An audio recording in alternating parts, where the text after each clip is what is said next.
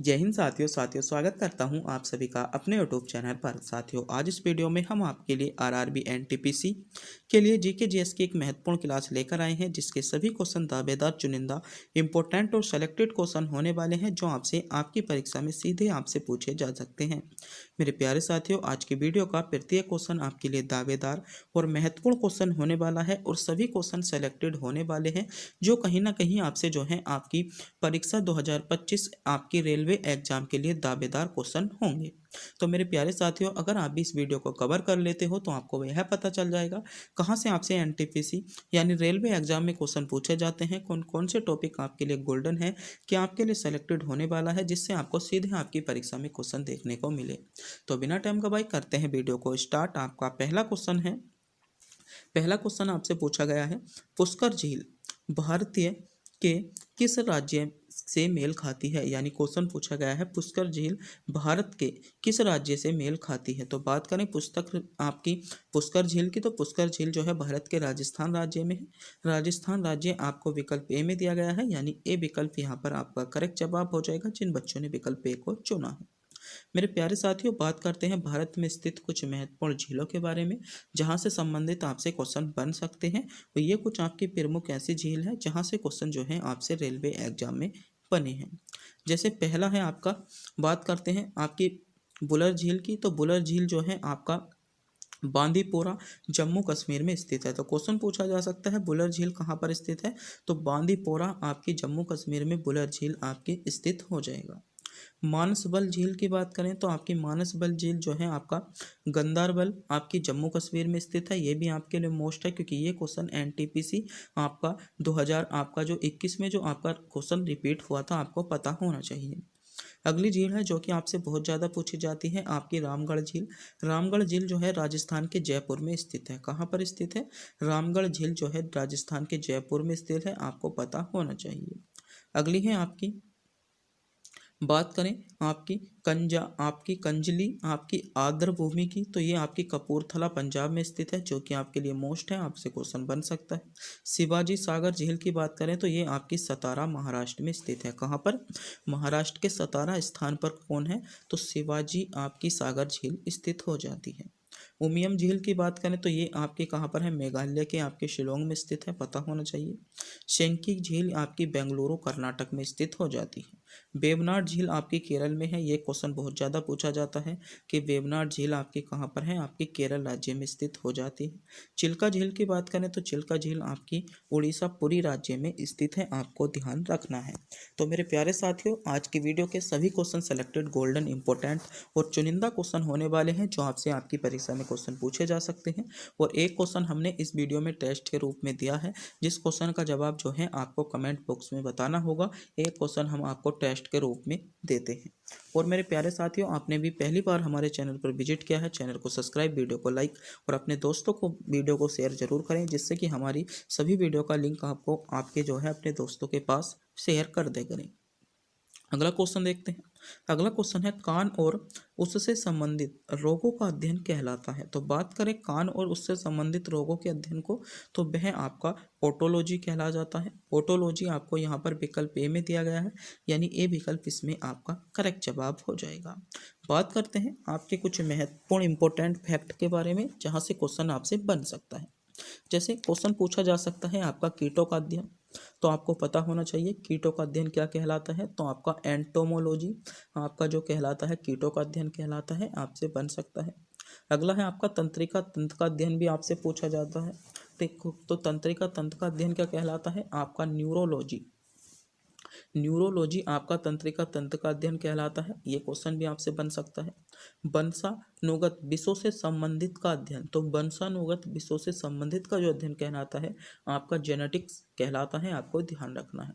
रोगों के कारकों के अध्ययन की बात करें तो आपका एंटियोलॉजी कहलाता है। ये क्वेश्चन आपका एसएससी CHSL 2023 में जो एग्जाम हुआ था, उसमें क्वेश्चन पूछा गया था कि रोगों के कारकों का अध्ययन। तो बात करें हम रोगों के कारकों का अध्ययन की, तो ये आपका एंटियोलॉजी जो कहलाता है, रोगों के कारकों का अध्ययन कहलाता है।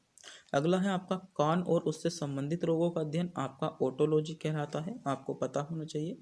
पृथ्वी के संरचना की, अगर हम पृथ्वी का अगर हमें संरचना का अध्ययन करना है तो उसे हम क्या कहेंगे, तो उसे हम जियोलॉजी कहेंगे। आपको ध्यान रखना है, क्या कहेंगे, जियोलॉजी कहेंगे। गुर्दे से संबंधित अध्ययन आपका नेफ्रोलॉजी कहलाता है। ये क्वेश्चन आपका सीधे आपको ग्रुप डी एग्जाम में देखने को मिला था। 2022 में जो आपका आरआरबी ग्रुप डी का एग्जाम हुआ था उसमें क्वेश्चन पूछा गया था कि गुर्दों से संबंधित अध्ययन आपका नेफ्रोलॉजी कहलाता है। यहीं पर बात कर लें, पक्षियों का अध्ययन आपका ऑर्नियोथोलॉजी कहलाता है, ध्यान रखना है। जीवाश्मों का अध्ययन आपका पेलियो आपका टोलॉजी कहलाता है। तो ये कुछ आपके महत्वपूर्ण अध्ययन दिए गए हैं जो आपसे रेलवे एग्जाम में रिपीट होते रहते हैं, आपको पता होना चाहिए, रेलवे एग्जाम के लिए इम्पोर्टेंट हो जाते हैं।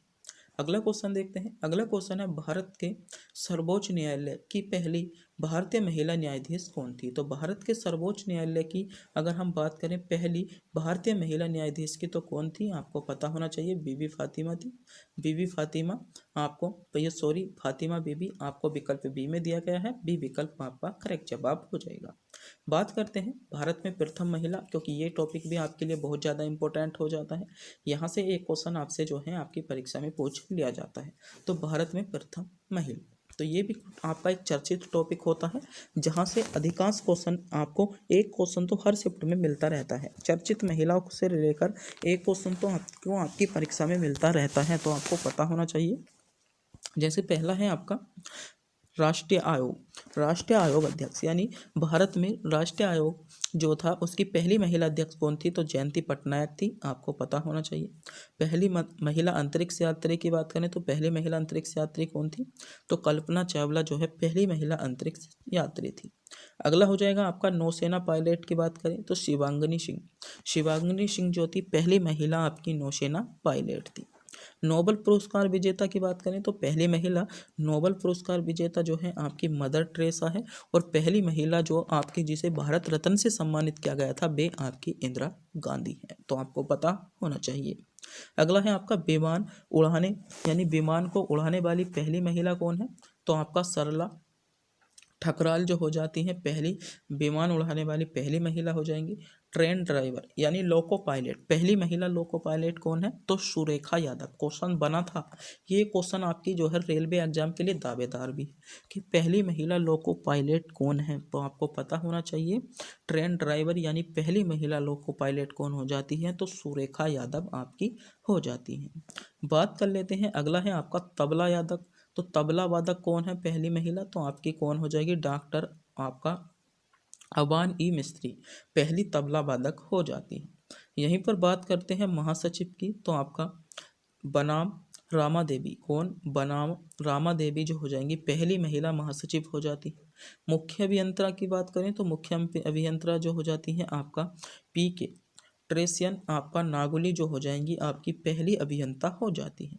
साहित्य पुरस्कार विजेता, ये क्वेश्चन जो है एनटीपीसी एग्जाम के लिए इंपॉर्टेंट हो सकता है कि पहली महिला साहित्य आपकी पुरस्कार विजेता कौन है, तो आपकी अमृता प्रतिम जो हो जाएगी पहली महिला साहित्यकार आपकी क्या हो जाती है, पुरस्कार विजेता हो जाती हैं, आपके लिए गोल्डन क्वेश्चन हो जाता है।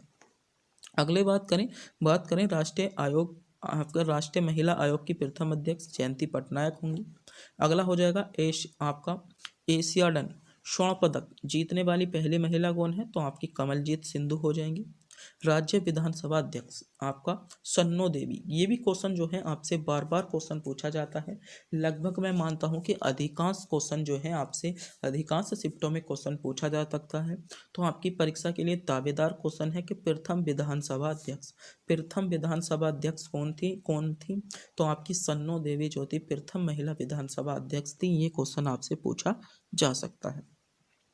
प्रथम अभिनेत्री का सभी को पता होता है देवकी रानी थी।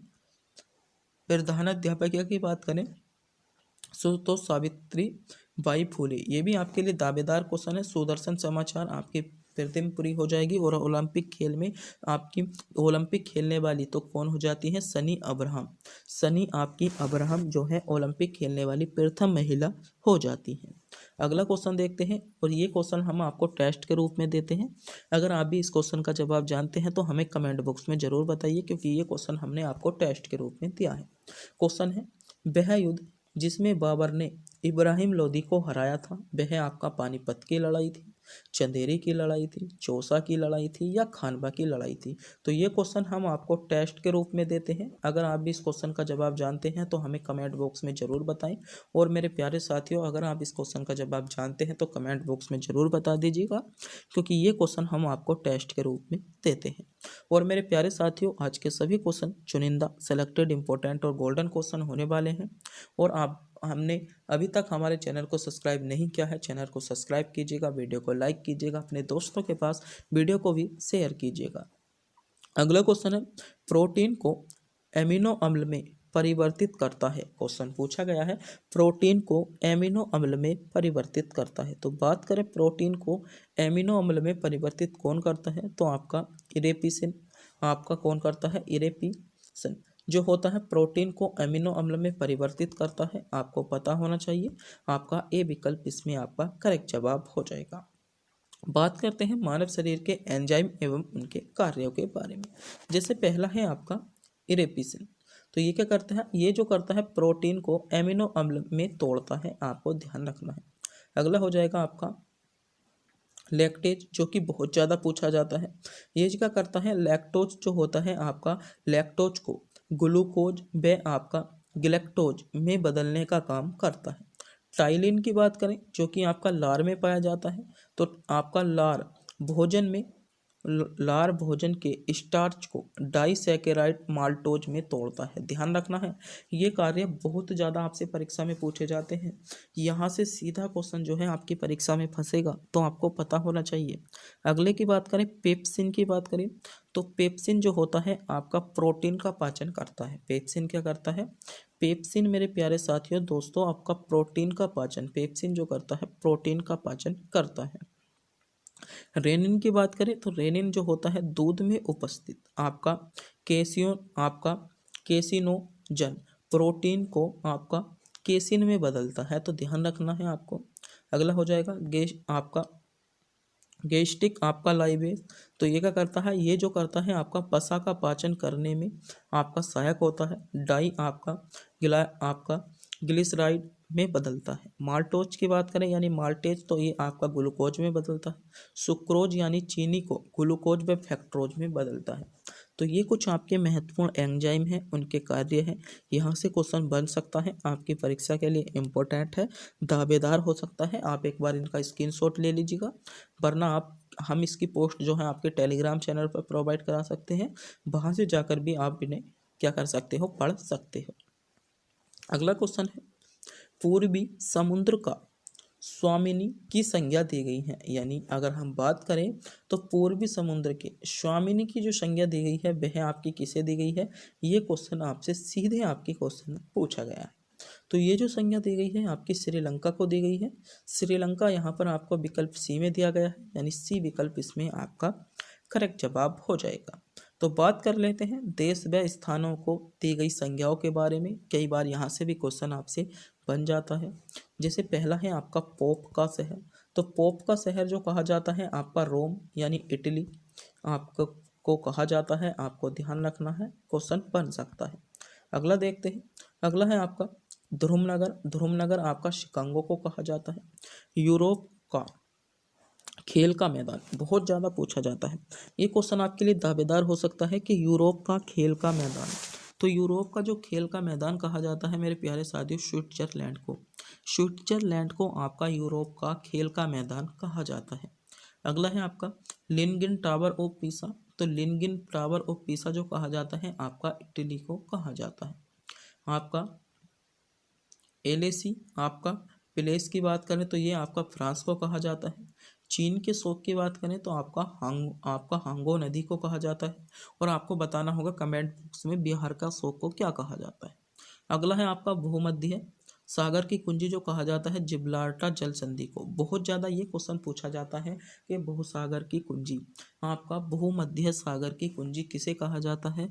तो आपका जिब्राल्टर जल संधि को भूमध्य सागर की कुंजी कहा जाता है। पवित्र भूमि की बात करें तो आपका यरूशलेम क्यों कहा जाता है। पश्चिमी का द्वार आपका इस्तांबुल को कहा जाता है। आपका संसार की छत किसे कहा जाता है? तो पामीर का पठार। ये क्वेश्चन जो है आपसे क्वेश्चन पूछा गया था। ये क्वेश्चन आपका एसएससी CHSL 2023 में क्वेश्चन आपसे पूछा गया था कि पामीर का पठार किसे कहा जाता है। और ये फिर जो क्वेश्चन रिपीट हुआ था एसएससी GD में भी क्वेश्चन रिपीट हुआ था। तो मैं मानता हूँ ये क्वेश्चन आपसे NTPC के साथ साथ ग्रुप D में भी पूछा जा सकता है कि पामीर का पठार किसे कहा जाता है, यानी संसार की छत किसे कहा जाता है? तो पामीर का पठार को कहा जाता है। अगला है आपका हजारों झीलों की भूमि, आपका फिनलैंड को कहा जाता है। लैंड ऑफ थंडरबोल्ट की बात करें तो लैंड ऑफ थंडरबोल्ट जो कहा जाता है आपका भूटान को कहा जाता है। उगते सूर्य के देश की बात करें तो उगते सूर्य का देश जो कहा जाता है आपका जापान को कहा जाता है। और मध्य रात्रि के सूर्य का देश की बात करें तो मध्य रात्रि के सूर्य देश आपका किसे कहा जाता है? आपका नॉर्वे को कहा जाता है, आपको ध्यान रखना होगा। अगला हो जाएगा आपका प्रातःकालीन शांति की भूमि। इंपॉर्टेंट है, बहुत ज़्यादा पूछा जाता है। तो प्रातःकालीन शांति की भूमि की बात करें तो कोरिया को जो कहा जाता है प्रातःकालीन शांति की भूमि के नाम से जाना जाता है। स्वर्णिम पैगोडा का देश की बात करें आपका म्यांमार को कहा जाता है। आपका कंगारुओं का देश, तो कंगारुओं का देश जो कहा जाता है वह मेरे प्यारे साथियों ऑस्ट्रेलिया को कंगारुओं के देश के नाम से भी जाना जाता है। यहीं पर बात करें दक्षिण का ब्रिटेन तो आपका न्यूजीलैंड को दक्षिण का ब्रिटेन कहा जाता है। ये और बात करें मोतियों के द्वीप की तो बहरीन को मोतियों के द्वीप के नाम से भी जाना जाता है। लोंग का द्वीप आपका जिजबात को जाना जाता है। विश्व के चीन का कटोरा आपका क्यूबा को कहा जाता है। तो ये कुछ आपके महत्वपूर्ण देश हो वह उनके स्थान दिए गए थे, वह उनकी दी गई संज्ञा दी गई थी जिनके बारे में आपको पता होना चाहिए। यहाँ से क्वेश्चन आपकी परीक्षा में रिपीट होते रहते हैं, आपके लिए गोल्डन होते हैं, तो आपको पता होना चाहिए इन क्वेश्चनों के बारे में भी, क्योंकि यहाँ से भी क्वेश्चन अक्सर आपके एग्जाम में फंसते रहते हैं।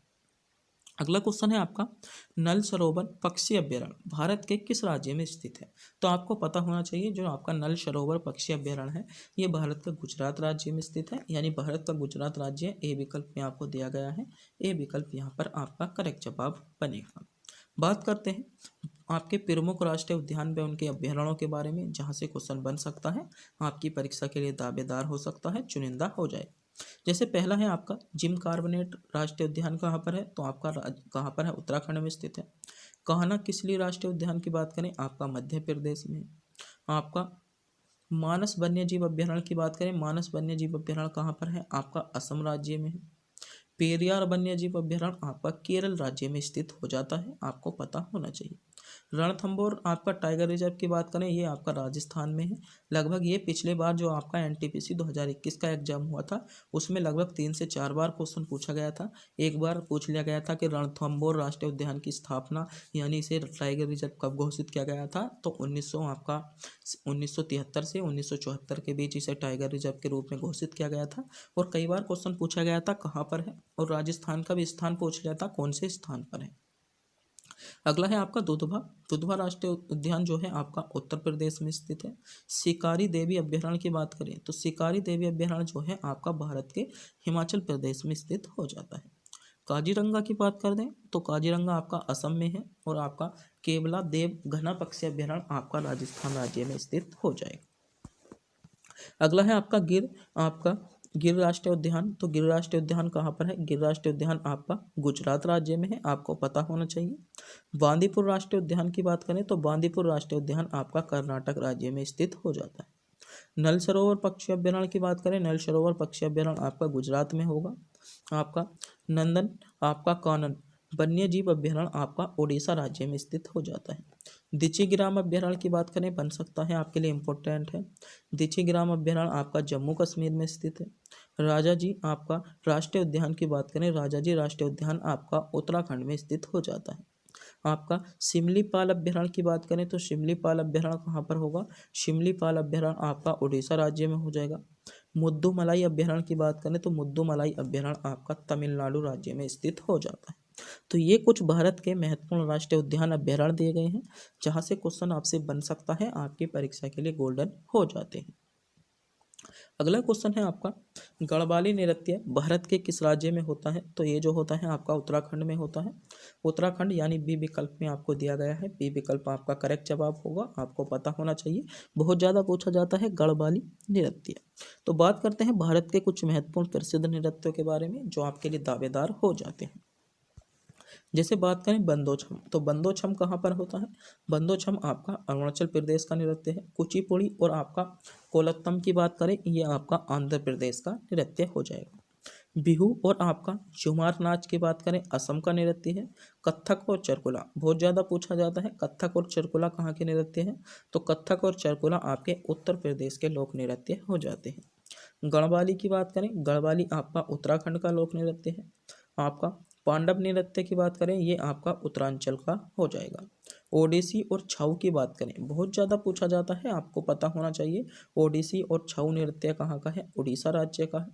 यक्षगान और आपका हत्तारी जो है वह आपका कर्नाटक का हो जाता है। कथकली आपका केरल का होगा। गरबा और रास आपका गुजरात का नृत्य हो जाता है। बात करें मांडो की, बहुत ज़्यादा पूछा जाता है, आपके लिए सेलेक्टेड भी है मांडो नृत्य, तो पता होना चाहिए आपका मांडो नृत्य जो है वह आपका गोवा में का है। पंथी की बात करें तो पंथी कहाँ का है? छत्तीसगढ़ का है, जो कि बहुत ज़्यादा पूछा जाता है। पंथी लोक नृत्य, तो पंथी लोक नृत्य कहाँ का है? आपको पता होना चाहिए, पंथी आपका छत्तीसगढ़ का हो जाएगा। अगला हो जाएगा आपका रोफ, रोफ जो आपका है आपका जम्मू कश्मीर का है। कर्मा छाऊ की बात करें, कर्मा छाऊ आपका झारखंड का हो जाएगा। मणिपुरी नृत्य की बात करें, मणिपुरी नृत्य आपका मणिपुर का हो जाता है।